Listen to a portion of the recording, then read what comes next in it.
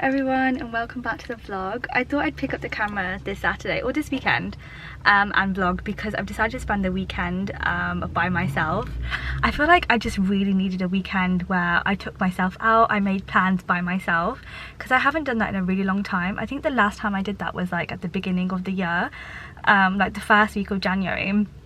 And then since then I've just kind of fallen off the track. Like I've just been so busy working because I'm now 5 days in the office, which means like I have zero life. And then, you know, the last 4 or 5 weekends I've just been back and forth between Birmingham. And I just needed like time by myself, doing things that I like, being with my own thoughts this weekend without any distractions. So I've started the day off with doing a hot yoga class. My day started very stressfully and ended very peacefully now, but I'll insert a clip next where I'm literally running. I'm running so late to this yoga class. I should have been there like 5 minutes ago. And I don't know, I've had such difficulty parking and getting a ticket, and now I don't even know where this place is.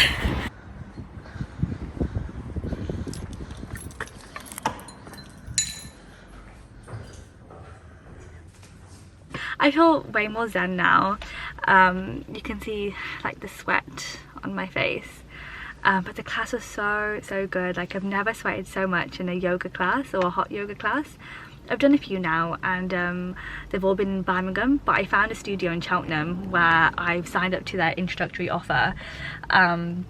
It's called Ella and Fleur Hot Yoga Studio or something like that. I'll leave all the details down below.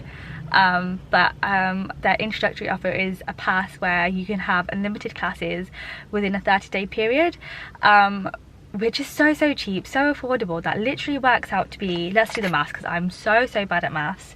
So if I took 30 classes divided by, no, 39 divided by 30, £1.30 a class. So I've booked literally every single day this week. But it was so good. Like it was like an aroma kind of hot yoga class this morning, so there was like essential oils that were like introduced, and I just feel so relaxed. Like my body feels amazing. I actually was going to go for the 8:15 class, but realized that very quickly that I need some sleep and it's the weekend. I don't know what I'm doing. I don't know why I'd be up so early on the weekend, so I actually ended up booking this 9:30 class. But yeah, so I'm just sitting in my car figuring out what to do. I actually stink right now. No, I kid you not, like I sweated so much in that class, I literally stink. But so I don't know whether I should go home, shower, get ready for the day, or quickly go to this like kind of bakery that I wanted to go to in Cheltenham. It's kind of ish new, it's been around for a couple of months now, but it's been on my list. And seeing as I'm in Cheltenham already, do I just go there or do I go home, shower, freshen up, feel good, and then maybe get on with like my cafe hopping day that I've planned for myself? Not too sure, so I'm gonna just sit here and figure that out and crack on. I also thought I'd do like a Q&A on my Instagram stories so that I could answer questions throughout the weekend. I thought it'd be interesting, kind of just like, you know, switch up the vlog a little bit, get some different content out there. So I'm actually going to post on my stories now and see what interesting questions come in, and I'll answer that as I go along on the weekend. But yeah, I'm gonna decide what I'm doing and then figure it out.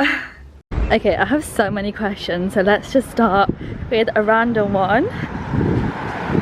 Can you do a makeup routine? Love how simple yours always is. Yes, I'll do a makeup routine once I get home. I'm just gonna quickly pop to the bakery for breakfast, and then I'll walk you through my routine. It's really simple anyways, but yeah, I'll do that when I get home.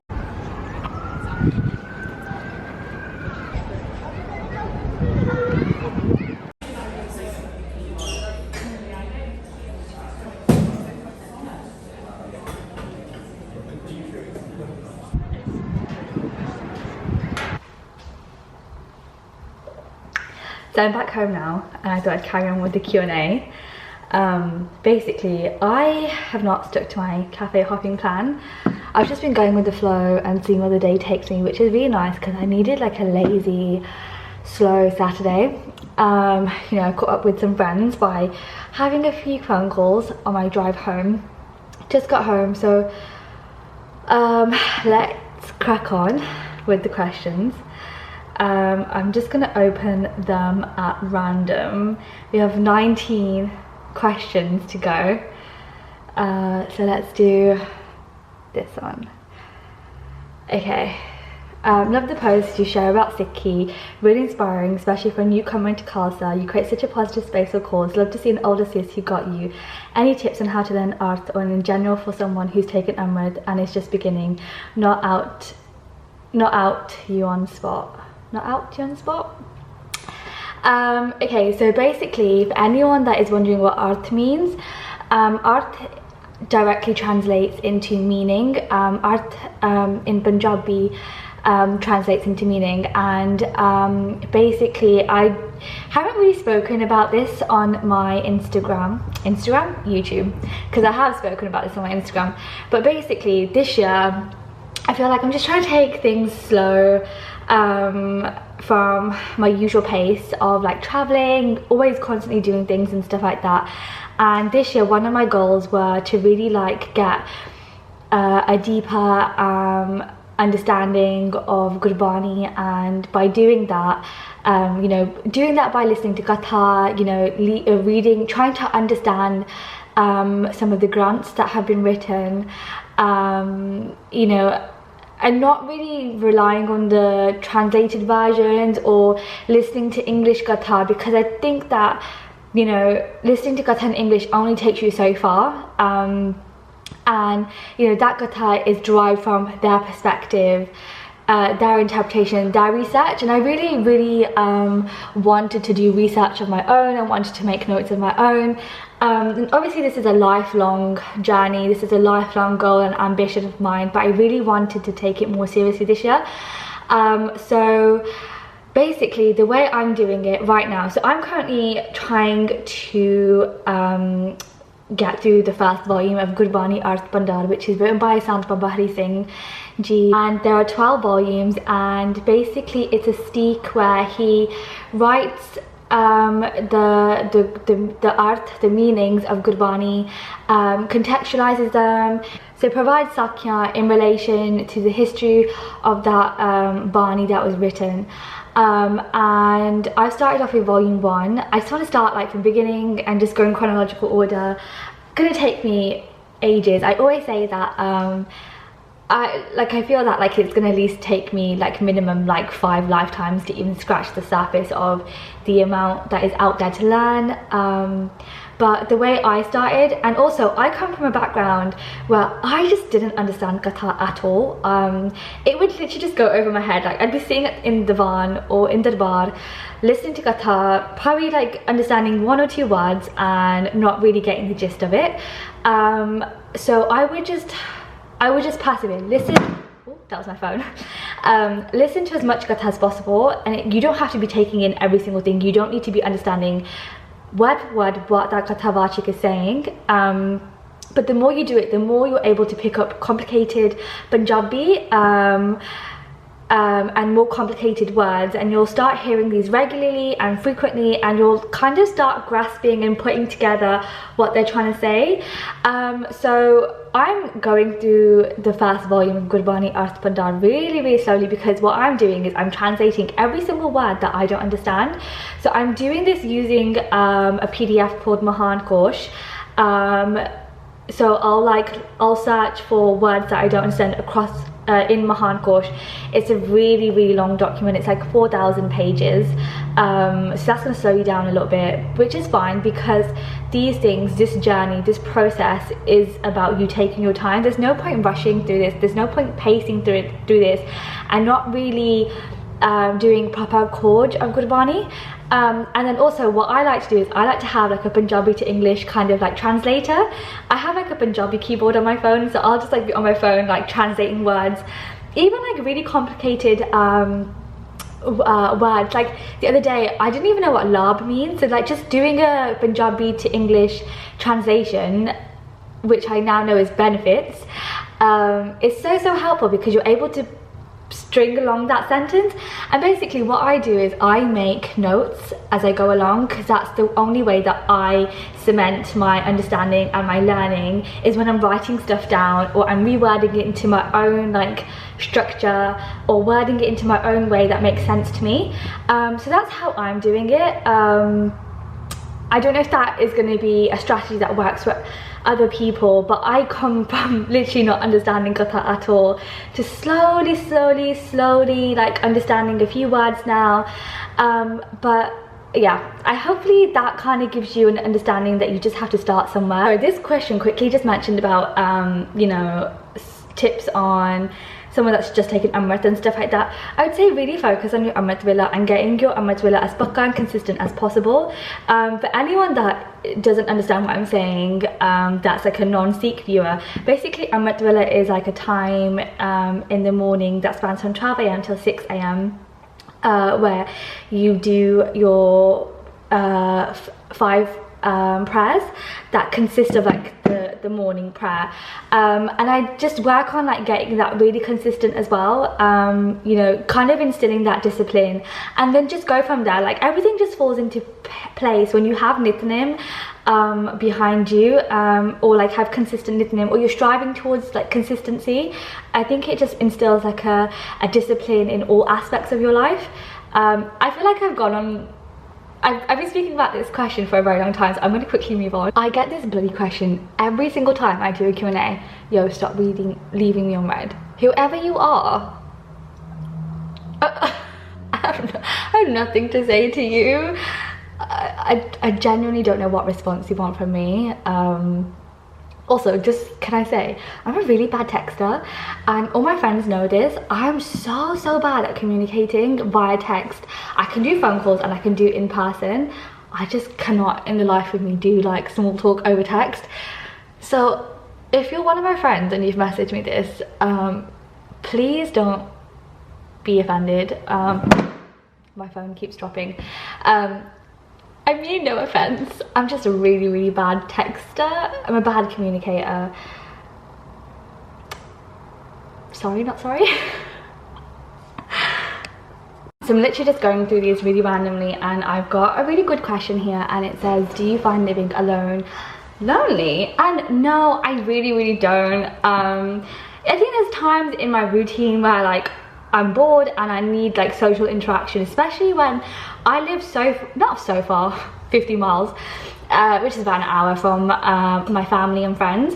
So I live about an hour from my social circle, and so my everyday interaction Monday to Friday are with my colleagues, and it does get to a point where like, okay, I'm really craving, like I'm craving seeing my family, I'm craving seeing my friends, I'm craving seeing like people at the Gurdwara. But no, I really love living by myself. I'm somebody that thrives in my own personal space. You know, I like my own routine. I like peace and quiet, and living by myself gives me that. I'm not in a house with 6 other people making so much noise and having, I don't do well in a shared living space. Not to say that I'm gonna live forever by myself, you know, that's not where I want to be in the next couple of years. But right now I'm just really enjoying being by myself, really just focusing on having my own routine and doing my own thing. So no, I never find it lonely. I just, you know, when I feel like I'm missing people, I'll just phone a friend or FaceTime, call my sisters, or something like that. I don't know if you can read that, but I think that says, what connects you most to Sikhi? Loads of things. I wouldn't say there's one thing, but I think one driving force for me is being in Sangat, especially because I live in an area where there's no Gurudwara near me, Gurdwara, or again for my non-Sikh viewers, Sikh temple. Literally the closest one to me is G&G Sanadik. Yeah, so Sangat is really important for me. I think it really it just helps me put into perspective, like I am able to be in Sangat and like look at these people and draw inspiration from them. Like I want to be where they are. Do you know what I mean? I want to be like, if they're on some mad Jeevan, mad Nitne, mad Amrit Vela, I want to like look at them and think that that's what I want to implement in my life. And having regular consistent Sangat or being in Sangat every weekend helps me kind of like connect to Sikhi, because it reminds me of my purpose, and it reminds me of like, okay, these are the steps that I need to take to get to where I want to be, or like Maharaj Kirpa, with the grace of God, you know, get to that place. So I say Sangat, and like for me, like having access to that Sangat is going to like programs, like going to Kirtan programs, you know, going to listen to Katha at the Gurdwara, going to get darshan of Guru Sahib. So like whatever form of program it may be, like I want to kind of like dedicate as much time as I have to that, because it just helps me keep me grounded, keeps me focused. It's just a daily reminder, or a reminder every time that I'm around those people, that this is my goal, this is my purpose in life, this is where I want to be. Who's your last snap from? I don't have Snapchat, so I hate that app with such a passion. I'm just gonna come out with it. I think it's a fuckboy app, I'll be honest. Shoot me down for my views, but I just don't agree with it at all. Like I was listening to does anyone here like listen to the Receipts podcast? I was listening to an episode on the Receipts podcast, and the girls on there, they were saying that Snapchat was designed for men that want to hide shit and want to keep secrets, and I couldn't agree with them more. And call me crazy for having these views, but I just think like, what are you doing on Snapchat that you need to be sending disappearing messages to someone? Also, I just feel like Snapchat was a bit like 2010, kind of like high schooly. So if you're a grown man, you know, fully fledged adult, and you still have Snapchat, I'm not judging at all. I'm not judging. I just think that it's a bit of a shady app, and I can't understand why people have it. So technically, to answer your question, no one. Can someone tell me what hottest sport B means? Is this a question? I have no idea. Please shed some light on this. Okay, so somebody asked me what my makeup routine is, and I thought I'd just film that on this video. It's really simple. I literally use, let me get the other thing. I literally use like 3 things. I use this Charlotte Tilbury concealer. I just got matched to like a shade that was closest to my skin tone. So I'll just use this literally for my under eyes, and that's it. Like it won't go anywhere else unless I'm trying to conceal a spot. So let's do that. Also, I thought whilst I'm doing my makeup, I'll just quickly answer some more questions. So let's get the up. Have you dealt with any discrimination or racism, even as small as people staring, and how do you deal with that? When I went to the Lake District with my friends a couple of years ago now, it was like when lockdown was lifted and you could travel around the country and stuff. We experienced a lot of racism there because we were a group of very mixed backgrounds, and I'd say that we experienced the most racism I've ever felt in my life. Also, I'm just gonna dab in, my blenders need a wash, but I'm gonna just dab in my concealer under my eyes.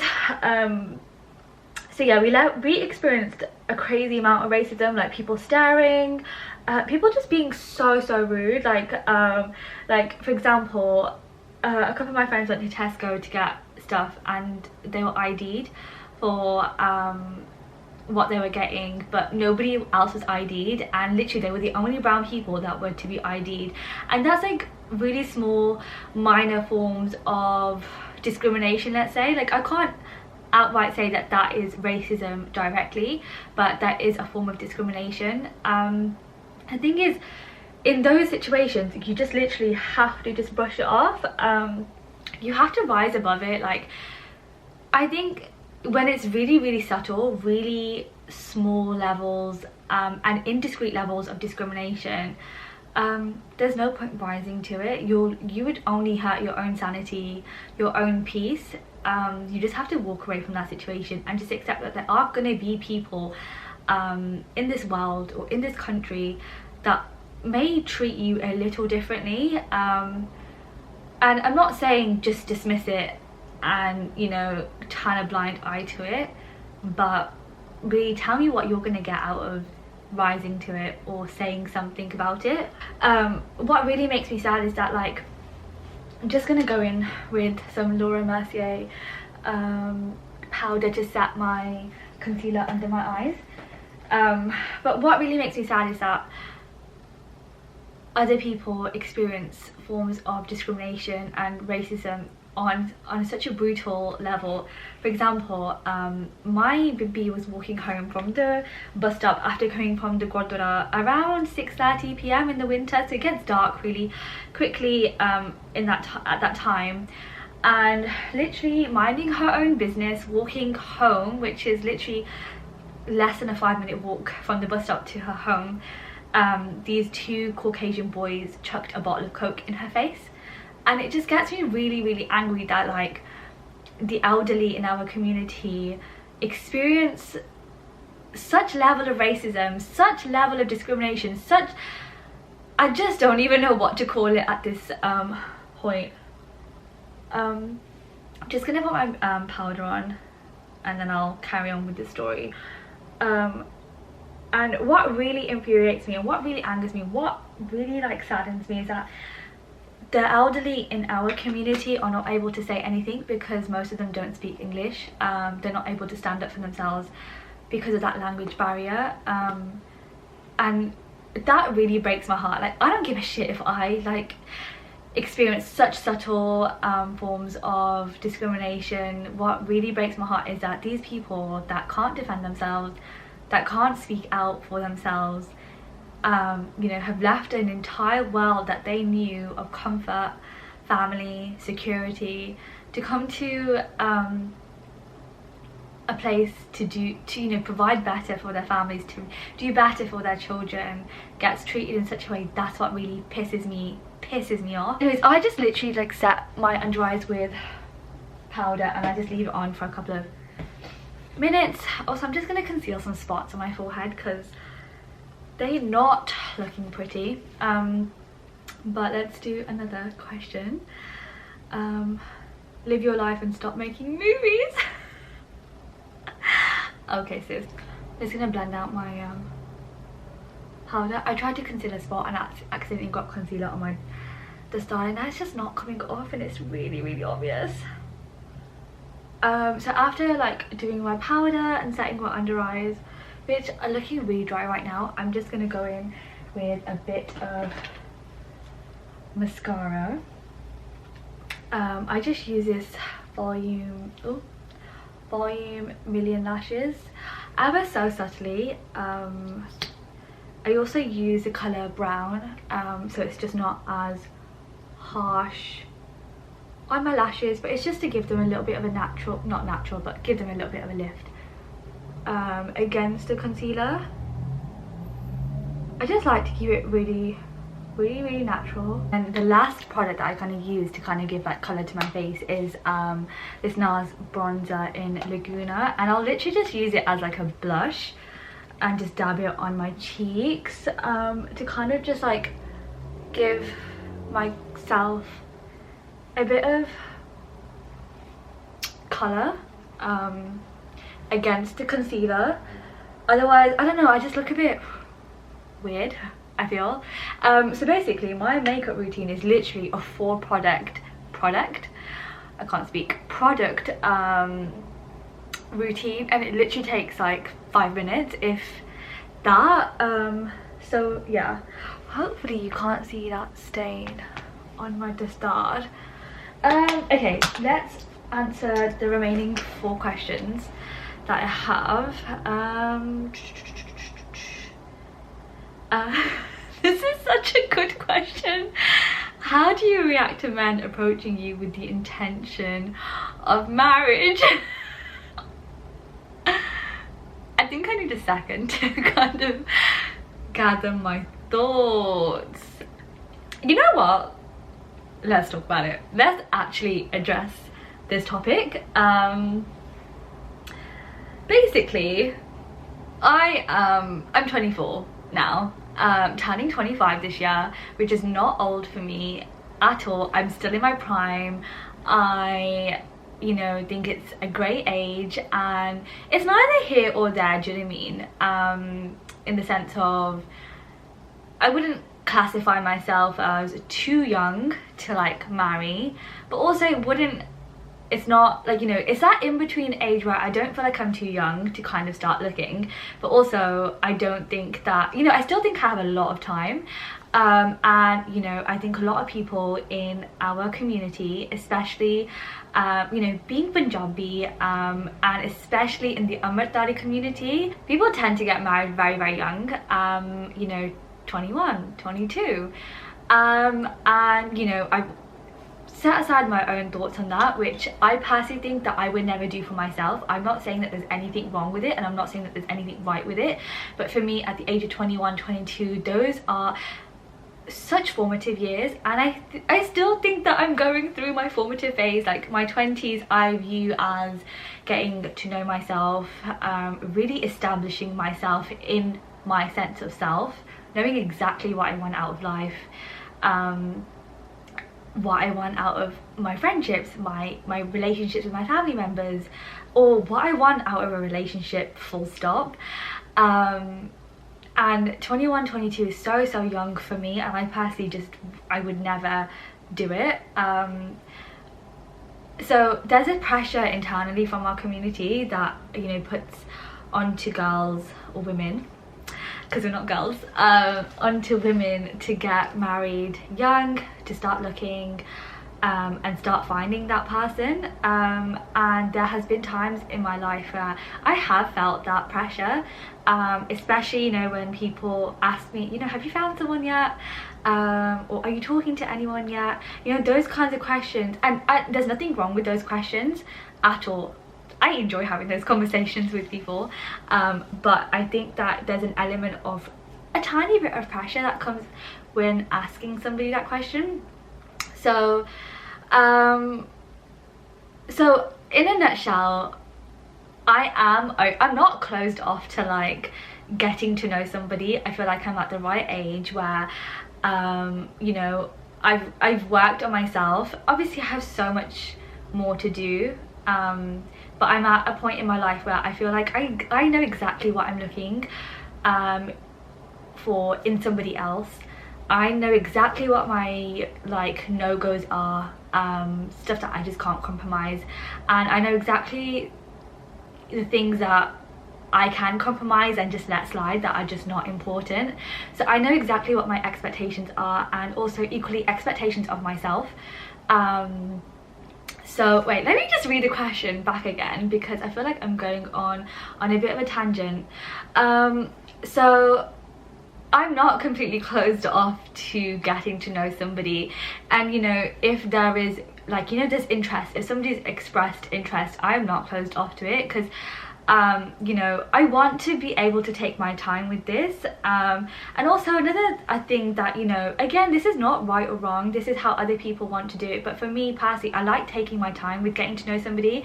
Marriage is a, you know, a lifetime commitment that you make to that person, and I have such a fear of committing to the wrong person. I've spoken about this on my Instagram before, and have openly said that the person that I marry, I want to be so in love with them. I want to have such a thriving marriage where we just have fun. We have fun, you know, and also that's not the most important bit either, but is equally as important as fundamentally aligning on the big things, the big topics of conversation that are important to the both of you. But for me, you know, I don't want to rush that process. I don't want to rush my time in getting to know you, in getting to know your every facet, in getting to know how you are when you're sad, or when you're angry, or when you're happy, or how you are around your family, how you are around your friends, how you are around me. And I want to be able to fall in love with you. And as cringy as that sounds, like, but it's my truth, and that's what I want. You know, I don't want to be in a marriage where it's loveless. It's more friends vibes or more practical vibes, just because, you know, you're getting married for the sake of it, and, you know, living a family life and wanting to have children. I want to have a best friend, and I want to be in a marriage where, like, we just have fun all the time. Yeah, so you know, I'm not closed off to it. I don't, not that I reject, but, like, for example, if somebody approaches me in the sense of, you know, they want to get to know me, and I just feel like if I'm able to kind of initially think, okay, this person can tick X, Y, and Z box, or there is some common ground in terms of compatibility, you know, I'd be more than open and more than willing to talk to that person, get to know that person. But also, you know, it's not something that I do with every single proposal or you know, intention that I get, because I know who I'm going to vibe with, and I know the kind of person that I'm going to get along with. I know the kind of energy that I want from a person. So I would only entertain it if I see that this has scope to go somewhere. Hopefully that in a nutshell kind of like answers your question. Yeah, I just want to take my time with it. I'm not in a rush to, you know, get married next year, but, you know, if I do meet somebody and I am getting to know them and it's going really well, and, you know, I am developing those feelings for you, you know, everything is tick tick tick tick tick, and I don't live in a checkboxy tick list kind of way, or I don't have that approach. But, you know, I'd be open to, like, getting married, or just moving with that process a little bit quicker. Okay, last question before I hit the road, and it is, if you were to relocate anywhere besides the UK, India or Europe, where would you move to? I would 100% move to California. I just love it there so much. Weather's amazing, there's beaches. I'd like go down south, near the beaches. Obviously it's important for me to move where there's community and Sangat, and I feel like California does have a lot of Sangat. Also have friends there, so I feel like, you know, it'd be easy for me to rebuild a life there or build a new life there. 100% California, if that ever happens. Amazing. But we'll see where life takes me. Yeah, I just picked up my glasses from Specsavers. Let's do a little try on and see what they look like. Apparently my eyesight has got better. Oh wait. Cute. What do you think? I quite like these. They're a little bit different to what I used to wear, but they'll do the job.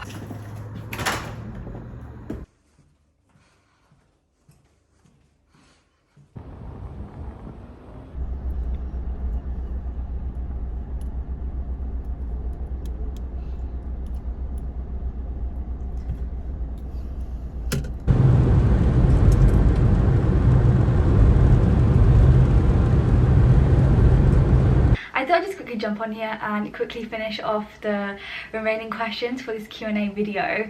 I did receive a couple more last night, but never had the chance to film. So I've got my chamomile tea. Hopefully I don't spill this on me. Got my tea, and I'm going to spill the tea on the rest of the questions. So let me get the questions up. I did have a look at a couple of questions before, because I did try to film this before I left to go out today, but filming just didn't go to plan. Let's see, what else? Somebody asked, what if your insecurities take over, for example, about facial hair, what should I do? I feel like facial hair is a really difficult topic, because because I don't really know the context, and I don't know what your personal journey is with facial hair, and I can only speak of how I went through that insecurity and my journey and, you know, my relationship with facial hair. So hopefully by speaking about my own personal experience, hopefully that is able to kind of like shed some light. But I think insecurities come in waves. There'll be like periods in your life where your insecurities, that you really heavily feel them, and there'll be ways where like you're just getting a lot on with it, you're, you know, you've accepted it, and you're on good terms with your insecurities. And I think that, you know, in anything in life, your insecurities will fluctuate. I don't know what this was, but I think the most important thing is to acknowledge that your insecurity, or your journey with your insecurity, is a lifelong journey. Like, it's a lifelong process, and it will take time, whether it's 6 months, whether it's a couple of years.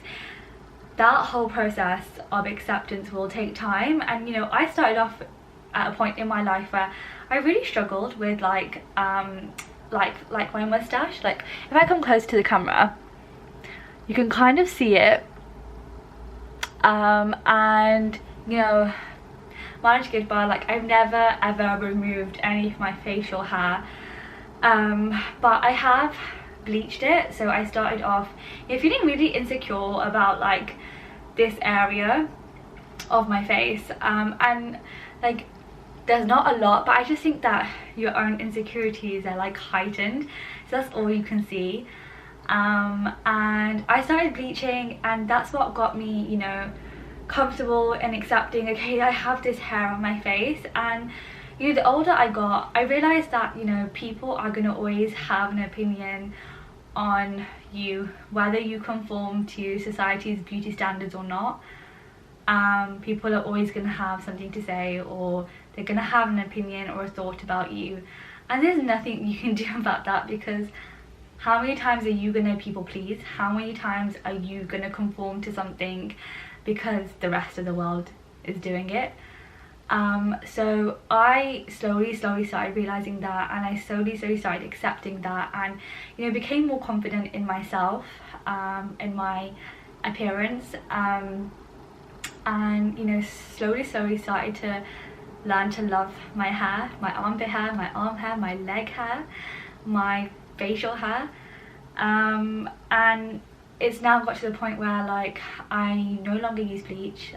So I don't know how, I can't define the specific steps in, you know, how I overcame that insecurity, but it took a very long time. It took a long time of, you know, and I still feel that way. Sometimes I look at myself in the mirror and I just think, oh my god, like, it just doesn't look nice. And then there's times where I feel like, oh my god, like, you look sick, like, you're a badass.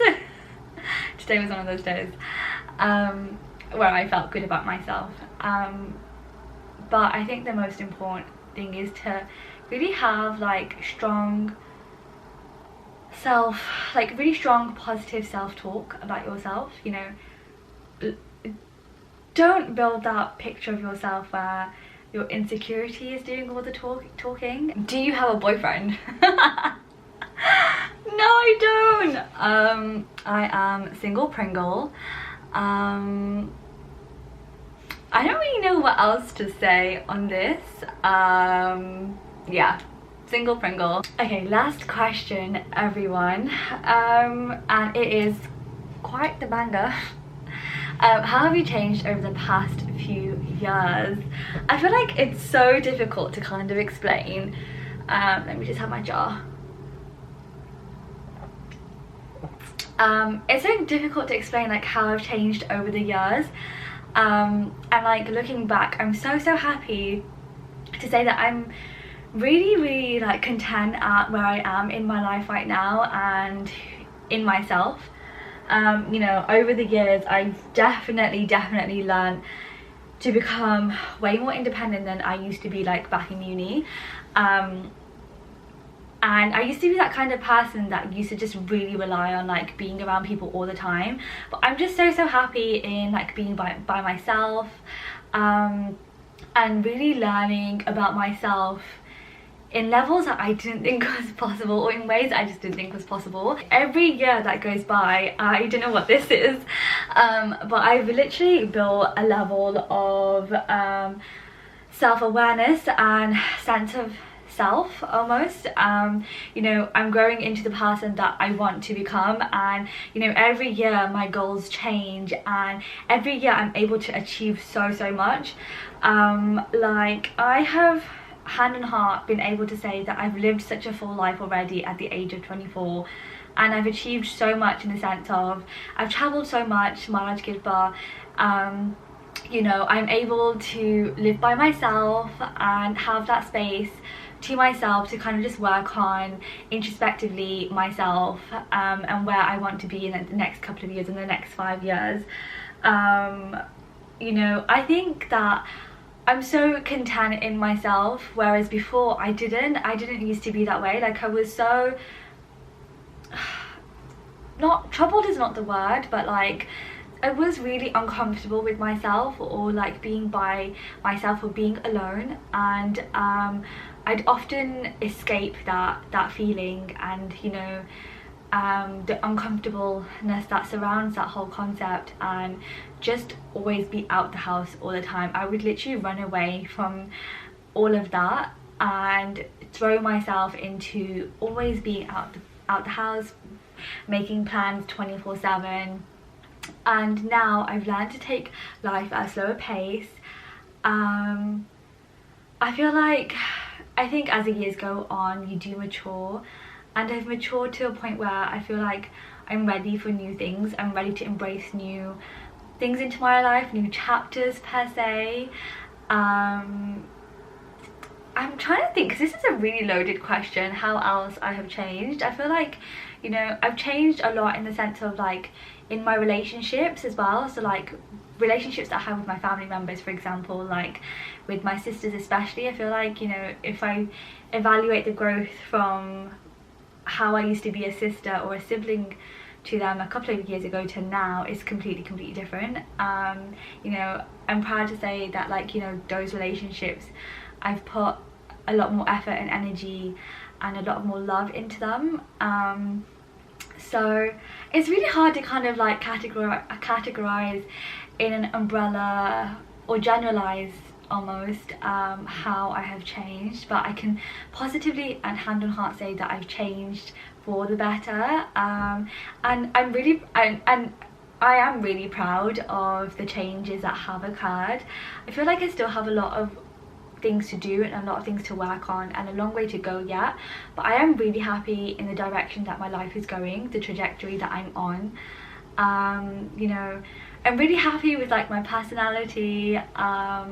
Really happy with like my energy. Like, fine-tuning my energy over the last few years has been like a lot of work, but I'm really happy to say that like I'm happy in all of that. I'm content in all of that. So I'm really excited to see what the next couple of years bring in terms of like growth, maturity, life, and the direction that life wants to take me on. And so on that note, I'm gonna wrap up this Q&A. I really hope that you guys enjoyed listening to some of these answers, and I really enjoyed chatting with you guys. I feel like I want to do this more, where we talk about controversial topics. I just enjoy chatting, but on that note, I'm gonna get ready for bed and do my evening routine, but I will speak to you guys soon.